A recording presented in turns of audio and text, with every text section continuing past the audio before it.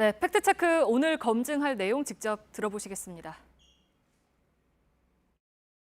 대통령도 자치단체장과 지방의원도 소환할 수 있는데 유독 국회의원에 대해서만 소환할 제도적 장치가 없다는 것은 누가 봐도 상식적으로 납득하기 어렵습니다. 네, 오대영 기자 나와 있습니다. 이 발언 사실입니까? 반은 맞고 반은 틀린 얘기입니다.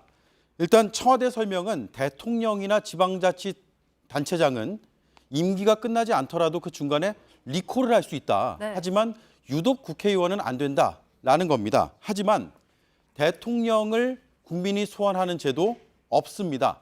지방자치단체장은 있습니다. 2007년에 주민소환제가 시작됐습니다. 네. 근데 이제 대통령은 문제가 있으면 탄핵을 하잖아요. 근데 반대로 국회의원은 그런 게 없죠. 네. 그런데 탄핵과 국민소환제 혹은 주민소환제는 완전히 다른 개념입니다. 네. 탄핵은 아시다시피 대통령이 법을 어겨야 됩니다. 헌법 또는 법률을 중대하게 위반한 경우에 하나입니다. 일하지 않는다고 해서 그 이유만으로 파면할 수 없습니다.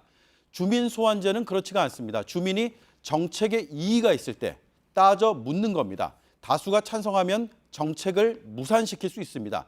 지자체장을 물러나게 할 수도 있습니다. 네, 그러면 지자체장처럼 국회의원에 대해서도 이런 제도를 이제 도입할 거냐 이게 이제 관건인데 청와대는 국회가 처리하라 이렇게 압박을 하고 있잖아요. 그렇습니다. 결론부터 말씀드리면 쉽지 않아 보입니다. 현재 국회에는 3개의 관련된 법률안이 발의가 된 상태입니다. 네. 국회의원이 법을 어기면 혹은 헌법을 어기면 국민이 소환할 수 있는 그런 내용입니다. 논의는 안 되고 있습니다. 국회의원이 헌법기관이기 때문입니다. 법을 고친다고 이게 될 일이 아니라 개헌을 해야 한다는 견해, 반대로 개헌까지는 필요 없다라는 입장이 부딪히고 있습니다. 문재인 대통령은 지난해 국민소환제를 개헌안에 포함시키겠다 이렇게 밝혔습니다. 하지만 야당의 반대로 개헌 논의는 멈췄습니다. 네, 이제 국민들이 진정으로 원하는 건 국회가 일하라 이거 아니겠습니까? 그렇지 않은 국회의원은 이제 직접 심판을 하겠다라는 거고 국민 소환제에 대한 찬성이 압도적이죠. 그렇습니다. 그런 답답함은 누구나 공감을 하실 겁니다. 하지만 실제로 제도로 이어지기까지는 상당히 많은 과정이 필요합니다. 우리의 헌법은 대의민주주의를 표방하고 있습니다. 그런데 국민소환제는 직접민주주의입니다. 위헌 논란에 직면할 수 있습니다. 우리만의 문제가 아닙니다. 주요국에서도 이런 이유 등으로 국민소환제를 거의 쓰지 않고 있습니다.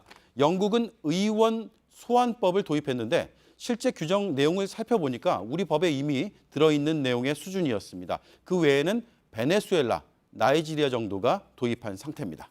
네, 팩트체크 오대영 기자였습니다.